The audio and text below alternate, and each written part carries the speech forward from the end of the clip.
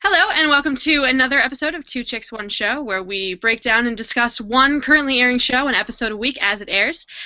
This week, we are very sad because it is the final episode of season one, of probably many, I'm hoping many, seasons of Agent Carter. Kate, take it away.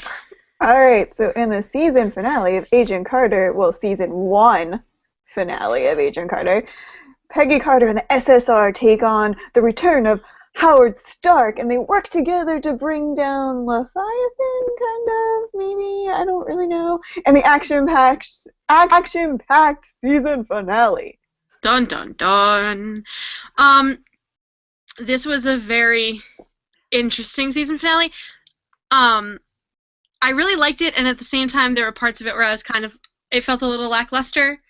Yeah. It wasn't as giantly epic as I thought it might be, but it still had a lot of really great character things that happened, which I was more than pleased with. And it was good.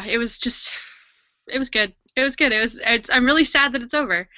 It definitely, for me, felt like the show, like they ended it where it's okay if there's not a second season, but it's like kind of like the people behind the show are like really pining for a second season because they set up things and they don't give us anything for like, there's some closure, but there's like not enough closure. Yeah, it ended closed enough, but still open enough that, yeah. I mean, there's a place for them to go. I mean, there's always going to be a place for them to go until they catch up with present day, honestly. But it's closed enough that it felt like an end. But open enough that they have more than enough stuff to talk about next season. I don't think if they weren't angling for a second season, which we already know they are, because all of the press today has been like the producers of Agent Carter talk about what's for the future if they get one. I don't think they would have made the last scene what they made it. Yeah. Even though it technically, while it was a cliffhanger, it was also tying it into the Winter Soldier and the beginnings of that project. But let's start back at the beginning, where the SSR is now, I mean, essentially, they don't really say it, but it's essentially under Jack's control. Like, Jack is in charge. Jack's, it was like, in the beginning, it was kind of like a trifecta. It was like Jack was the leader, but like Peggy and Daniel were right there with him, so it wasn't like, but at the end of the episode, it's clear that Jack is now head honcho. Yeah. So they're there and they're sort of debating what to do and wondering why they're targeting anyone. Like the Leviathan is targeting anyone, who they're targeting, and lo and behold, Howard Stark returns. Yeah, but even before Howard Stark returns. Oh, right, we had the whole gas thing. Sorry. The SSR goes, the G-men go to check out what happened. And G-ladies, as I tweeted last night. Or G-lady. Lady, yeah, singular. And they go to check out what happened at the movie theater. And we see the gas being used. And basically it was this gas that makes people want to hurt each other. And I think like in an interesting way, Daniel gets sprayed by the gas, but is able to overcome it. Doesn't Peggy hit him? Yeah, like Peggy knocks him out, and then they bring him to the hospital, and he's like sleeps it off. Yeah, well, I mean, I assume it's got, you can metabolize the gas, and the way you would metabolize anything that doesn't kill you, it just tends to kill you. Yeah, I guess they just haven't ever got it that far. Right, it's never gotten to a point where the person is okay, which it reminded me, and I mentioned this on Twitter last night, it reminded me of the scene in Avengers where Barton is under the spell of Loki, and Black Widow punches him and says she did some cognitive recalibration. She hit him really hard in the head. Yeah. So Daniel attacks, Thompson attacks Jack, and I think and Peggy. Peggy. He hits her, I believe. He does it. It doesn't go over well when you hit Peggy. Yeah. And so they know now because Daniel got whammied what the gas does and what happened to those people that were there, which that was convenient. Yeah. Then Howard Stark returns. Cue Howard Stark and Jarvis just walking in. They even make like, how'd you get up here? Like, he's Howard Stark. He can pretty much go wherever he Yeah, wants. he just walked in. Yeah, so, and it was so cute because they go, like, everyone, like, is like, gets their guns out and is like, hands up, and then Jarvis is just Except like, Peggy. right, yeah, and Jarvis is like, okay, I told you. Like, I think he even says to Howard Stark, like, I told you this was gonna happen. Like, put your hands up, you idiot. Like, he's just Yep, I love Jarvis. Jarvis is amazing. Jarvis. So yeah, they return and Howard Stark says, it's my fault because when we finally get confirmation that that is what happened at the Battle of Helium. Yeah, sure. We've been talking about this battle for a couple episodes, and now we finally know what happened. Yes, and it was that gas was there. The gas was meant originally to Howard was contracted to create the gas to keep soldiers awake, to make sure they didn't have to sleep. It didn't work in the X-Files. It's not going to work here. It just turns them into psychopaths and makes them kill each other. And so that's what happened at that battle, and that is why Leviathan is specifically after Howard, but is just after Americans. But we should clarify, Howard had no idea the U.S. Army was actually going to use the gas. The gas trigger was pulled by the commander that was briefly mentioned at the bar with Dooley and the other guy who's now dead. Mm-hmm. So Leviathan is blaming Howard because he created it, but Howard created it and he knew that this was bad, gave it to the U.S. government, and the U.S. government used it, not Howard. It's a little Howard confusing. Howard is not a killer. He is just a little bit dumb. For a genius. For someone who's He's a very stupid genius. He's stupid. Bad genius. Yeah. So we now know the target of Leviathan's wrath, or at least Dr. Russian bad guy, of his wrath. So Howard decides he's going to play the bait, and he's going to go and give a press conference, and that's what the Stark boys do. They like press conferences. They like press conferences. They like flash. They like to be called heroes. They like to be called heroes and geniuses. And it was very reminiscent. At the press conference, Thompson, Jack, is giving the introduction for Howard because he's the head honcho now, and Howard keeps feeding him lines, and it was very similar to the end of Iron Man 2 or 3. Two. The end of Iron Man 2, where there is a press conference where the senator who ended up being part of Hydra, Senator Gary Shandling has to say complimentary things about Tony, who he hates. So that was a lot of fun. It was a lot of the great thing that this show does is they interject a lot of fun before they either scare you, do something actiony, or make you cry. Yeah. Which they tried to do all three in this episode. I think they've succeeded for a lot of people. Just not those of us without souls. Yeah, which is you. It's just me. I sold my soul. Yeah. So of course they make Howard wear a vest. Howard wears his own vest. Howard wears his own vest because their vest is crap. Yeah, the one that the SSR supplies was not good enough for Howard. No. I like where's my stuff? Yeah, and then he goes in and he freaks out. Yeah. We should also note that there was, back to the gas, it explains Daniel now has a scratchy throat, which would explain why the two guys that had what are they called? The tracheotomy.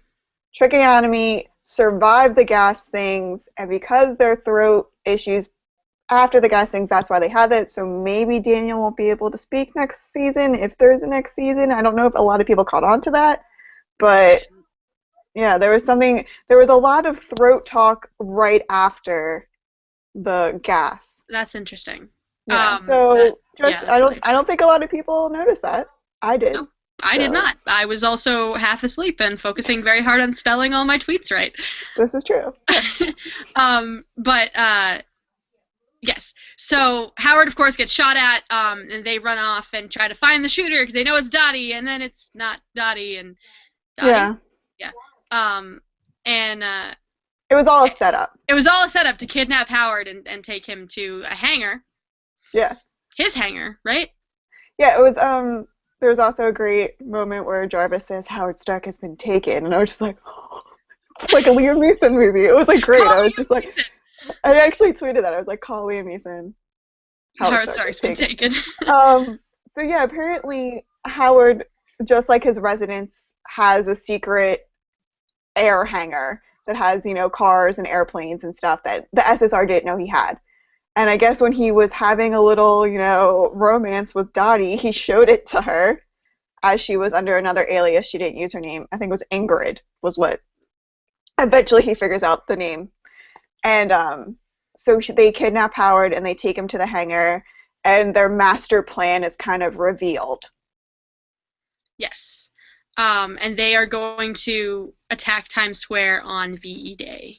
Yes, and it's going to be an aerial gas drop. Aerial assaults. Yeah, so... which Howard is going to fly. Yeah, Howard is, of course, because it's all Howard's fault. Everything is Howard Stark's fault. Right, they're turning him into a terrorist, essentially. Yeah. So Dr. Russian Bad Guy does his, hypnosis ring thing again and gets into Howard Stark's brain. And Howard Stark believes that which I think this whole thing is interesting because he goes, what was your biggest regret? And so does this mean that Howard Stark knows that Captain America might be alive? I think Howard always believes that Cap could have survived when he went down, but he was in charge of the search and rescue operation. Yeah. And I think he blames himself for not being able to find him.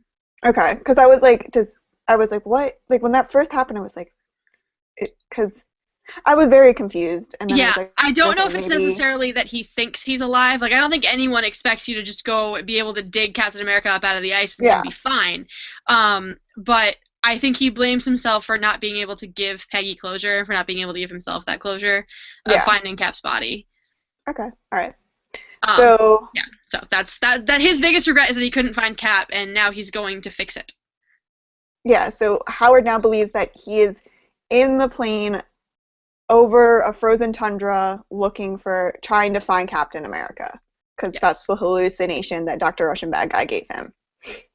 So, with his Cracker Jack ring of terror. Cracker Jack ring, yeah. I wonder if it's like a specific ring, or could it be any ring? I wonder if it's his wedding ring and it's just the motion that he makes and like that's the what I mean. Is voice or something. Yeah, does it have to be a ring? Could he otherwise, seriously, what Soviet Cracker Jack box did he get that from? I don't know. Because so many questions. There's so many questions. There's so many questions. So many questions that will not be answered.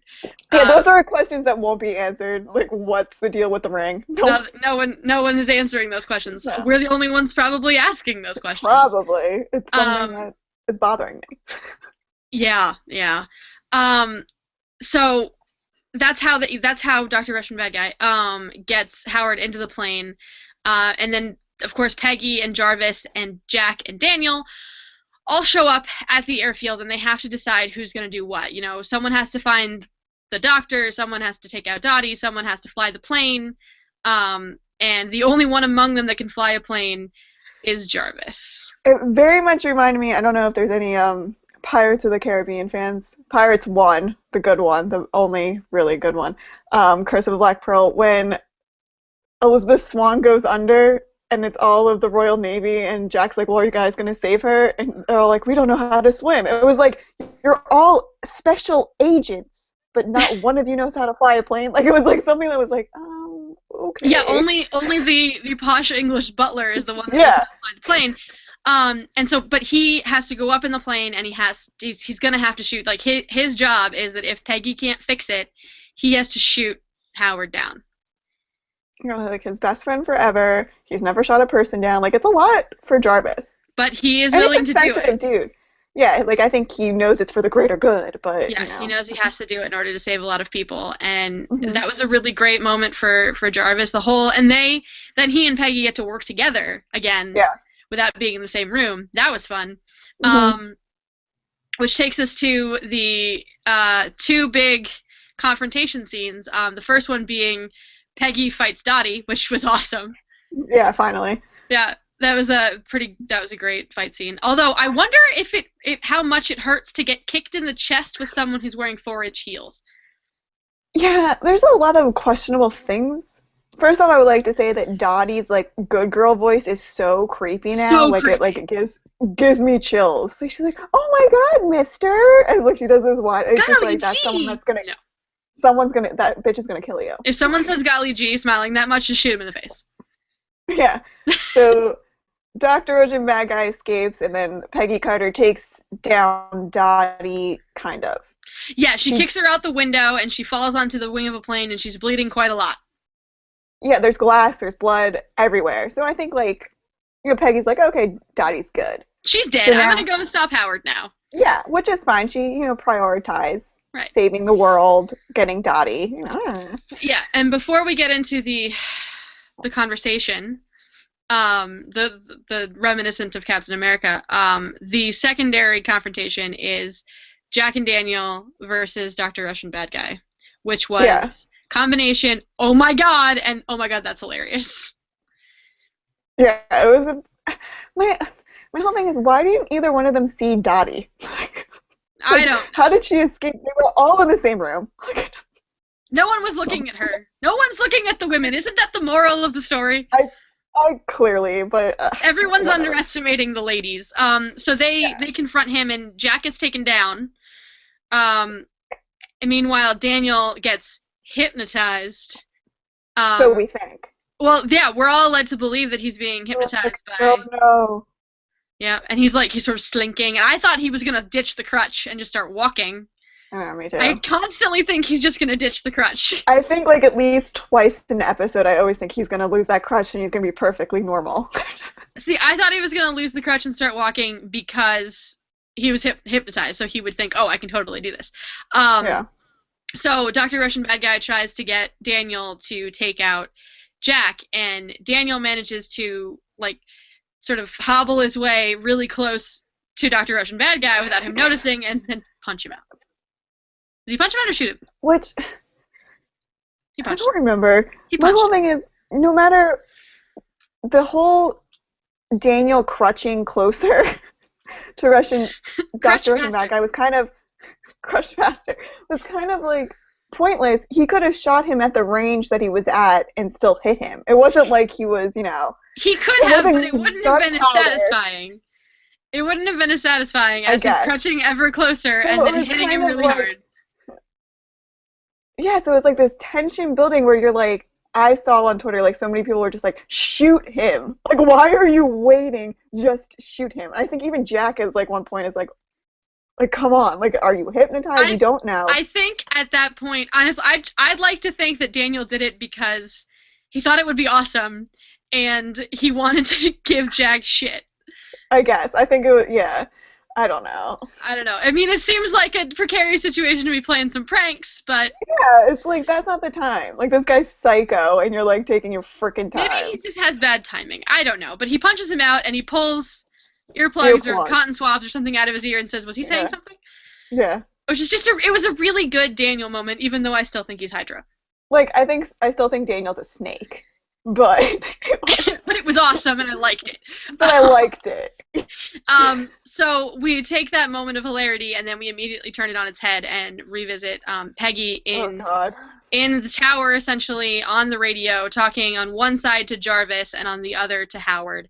And Howard keeps telling her that he's going to find Steve, he's going to do it, he's going to bring him back, he's going to do all this stuff, and she's crying, and it's so reminiscent of Captain America, the end of Captain America, that I was like, Peggy, please stop letting men you care about go in planes. I know, I was like, oh god. Because it's only going to end badly for you. And I thought, I was convinced that Jarvis was going to have to shoot him down and they were going to have to use Cap's blood to bring him back. I do like that she was able to talk him down, though, so I'm okay with being wrong about that.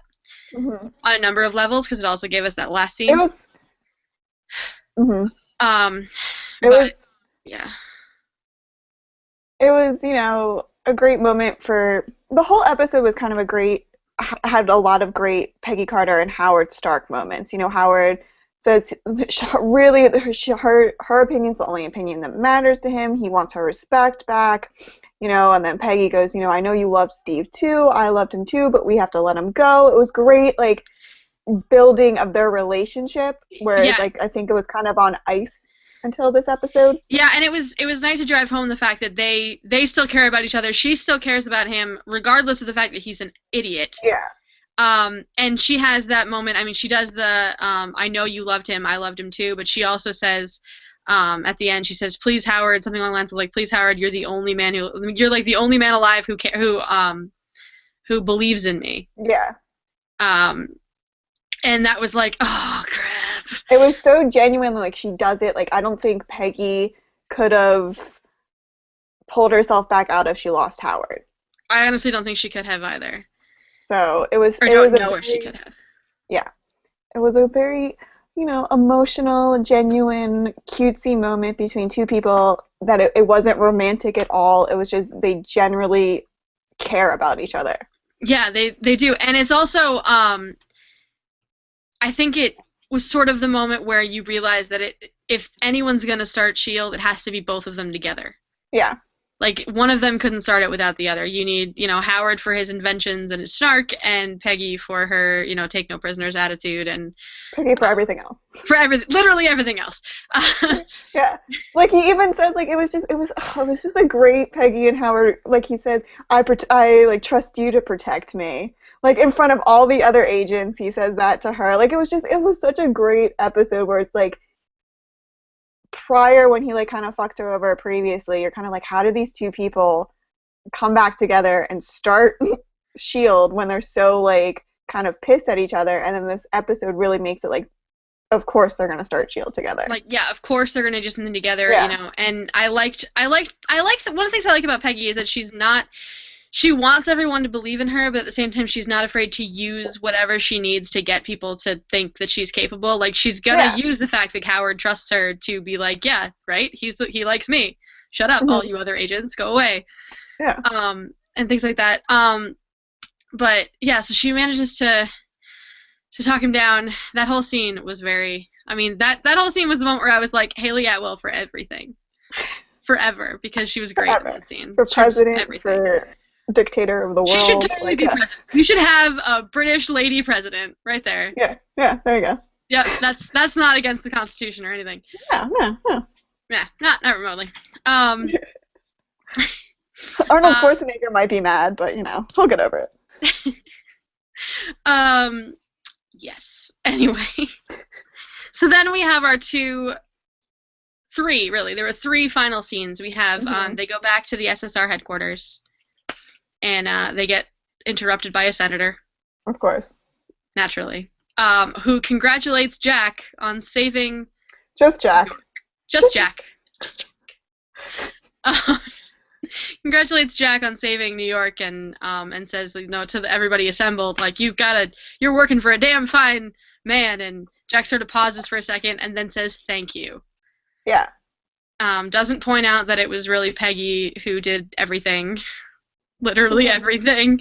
Um, I doesn't don't point know. out that Jack wore anything. that hat really well, so I Jack don't gets know. points for hat wearing. Between Peggy's hat in episode one and Jack's hat in the final episode, they're pretty tied right now. Oh, I do want to point out, right before they get interrupted by the senator, I just remembered this.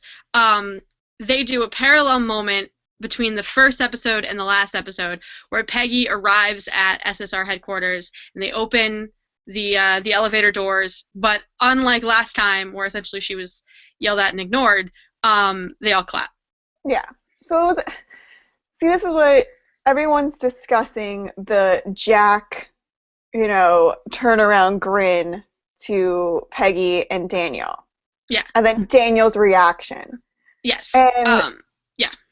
prior to the senator walking in, Daniel's like, "Oh, Peggy, what are you gonna do?" And she goes, "I don't really know." And Jack's like, "Oh, she's gonna come back." Like, like completely confident. "We're gonna keep your desk for you, blah, blah, blah. Because Peggy's only there to pick up her paycheck. Yeah. Just, She's been fired. Like, she is yeah, not working with the SSR anymore. yeah. So Jack does turn around after the senator says, "Oh," and like there's a beat where he could have said it wasn't just me, or he could have said it was a team effort, but he decides just to say thank you. But he looks at both Peggy and Daniel, and I don't. Everyone's like, "Oh, Jack's being a dick again," blah blah blah. And I don't necessarily think that's what it was. I think if Jack said to this senator, "Oh no, it was really all her," then we're just going to start with the whole sexist thing again. I So it don't couldn't know. be a lady again, blah blah blah, or like, and I think Jack always also picks up that Peggy doesn't need that kind of Validation. validation. Yeah, exactly. Um, I don't know that it was I don't know that it was an altruistic choice in his part. I think honestly, Jack can't That's true. turn Yeah. down, thanks or any of that. I mean, he has the Navy Cross because he didn't tell them that the people he Yeah. killed weren't coming to hurt them. Hmm. The only person he's ever told is Peggy. I think he'll feel bad about it forever. I think he himself respects Daniel and Peggy more, but he's not going to tell anyone. Yeah. Um, I think that's just the anatomy of Jack. And yeah, I think Jack's always going to have a hard time turning down praise. I think unlike Daniel Daniel freaks out after it, Peggy has accepted Jack for who he is, just like Jack has now accepted Peggy for who she is. Yes. And together they have a mutual respect, but there's also they don't necessarily want to publicize it. You know what Yeah. it's just yeah, so I don't know. Daniel has a little bitch fit who's like, "Oh, I'm not gonna let him." And then Peggy says something that just proves that Daniel is like a freaking child. She goes, "I don't need everyone knowing that I did something. I know I did it, and that's all that matters." Yeah, and I think that also, in a little way, and this is going to be me coming off sounding sexist, it's a little bit of the difference I think between men and women in the workplace, where like we don't necessarily need you to tell us how great we are Yeah. because we're okay. We're not really competing with you as much as like, okay, we know what we're doing, we know what we're contributing.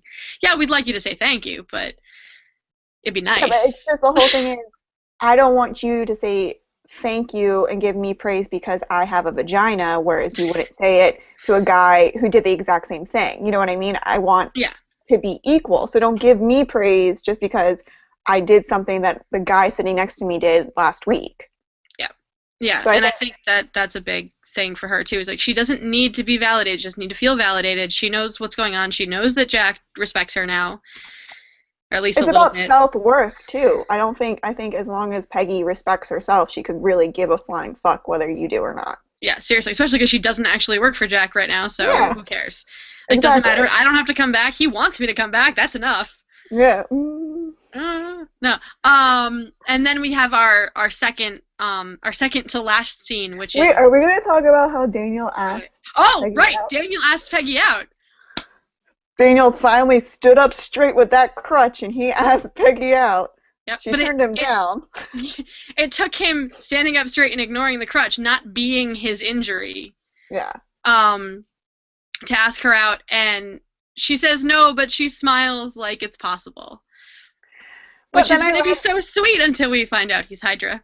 yeah, but see, then I read in an article from the show's creators, I believe it was on the Hollywood Reporter, where the creator said that, yeah, Daniel asked her out and she said, not right now, but it was more of a moment where is ready to move on. And that Yeah, doesn't necessarily mean she's going to move on with Daniel, though. right. So No, and I Daniel, I agree with you. Like it's her getting asked out and realizing that that doesn't horrify her. I think. yeah, it was like the first time where she wasn't like cringing, I guess. Yeah, which of course we bleeds into. Now we can go to the next scene, where Peggy says a final goodbye to Steve and really lets go, Yeah. which is essentially what this season was. Yeah. It was all about Peggy grieving Steve, recognizing what she loved about him and what she wants to carry on and how she wants to honor his memory, and then letting him go by pouring the vial of blood, oh, which Jarvis gave to her Yeah, without Stark knowing. without Stark knowing. He stole it and gave it to Peggy because Jarvis is now way more buddy buddy with Peggy than Yeah. with I mean, Stark. like, Howard Stark pays the bills, but, like, at the end of the day, I think it's, like, Peggy Howard for Jarvis. Yeah, for like who I would save in a burning building. Yeah. Yeah. Um, Although Peggy probably wouldn't need saving. Um, Howard would have like a malfunctioning, ridiculous Stark Industries fire extinguisher that just made the fire worse. Yeah. So Peggy pours the vial of Steve's blood into whatever river that was. I think it It was, I think it was was the, probably the Hudson. Does anybody pour anything into the East River? No, it looked like the Brooklyn Bridge. It looked like she was on the Brooklyn Bridge. I'm assuming it's the Hudson, but who knows? I The don't know. only thing that goes in the East River are bodies. Well, it was blood. Hmm. Um, she pours it out and says, "Goodbye, my darling," and everybody except me cried. It was like when she first did it, I was like, oh my god, it's like the Titanic moment. I'm like, it's like when she puts the heart in the ocean and she just drops, she goes boop. But it was a little bit more like dramatic, and it's finally like Peggy is letting go Yes, of and Steve. it was the letting go moment. It was the Yeah, letting go and moving on, but not forgetting moment, which is yeah. really great. Um, twist the knife a little bit, and then Jarvis gives Peggy and Angie an apartment. Well, Howard gives them the apartment. Howard gives it was Jarvis. Sure. And like it's so cute because Angie's like so excited, and like Jarvis is like, it's so nice to see someone that appreciates the finer things in life. Like she's like, shut up, I have to call my mom. He's like, well, there's a phone in every room. She goes, what? Like she's just like completely like something like I would do like when I go into a hotel. I'm like, oh my god, I like jump on the bed for the first time. Like, it was Meanwhile, Peggy makes the comments of like, I just don't want to know what was done on all of the things. like, um, so that wraps things up for Peggy. We now know where she is, but not what she's going to do. yeah, And then we get our final semi-cliffhanger tying into the Winter Soldier scene where Dr. Russian Bad Guy is now in a prison cell with Hannibal style, Hannibal style. With They should really just take the ring, like take the ring from him, idiot. right. Is he still wearing the ring? I don't know. We should go back and see if he's still Because wearing if the ring. he They're is, fucked. that's a serious problem, and they should definitely remedy that Yeah. and probably keep him from getting any Russian Cracker Jacks. Because he'll just get another one. Yeah. His cellmate, anyway, is Doctor. Oh, what's his name? The guy that played Capone. Yeah, Capone. no, the character's name. I can never remember his name. His He name's was Toby in real life. Toby, what's his he was Red Skull's right hand man, the doctor that who that like eventually works on the Winter Soldier project. That is the beginnings and essentially the ends of Hydra in Shield. He becomes the computer that that starts the Hydra takeover of Shield in Winter hmm, Soldier. And it sort of brings all of that full circle and yeah. shows us where the seeds could be planted. But we still haven't seen the beginning of S.H.I.E.L.D. So that brings us to, there is not yet a season 2, but good God, do we want one? Yeah. I would also just like to make a statement. Why is the U.S. government putting two crazy people as roommates in jail? Like they should be in isolation. Like they're nuts.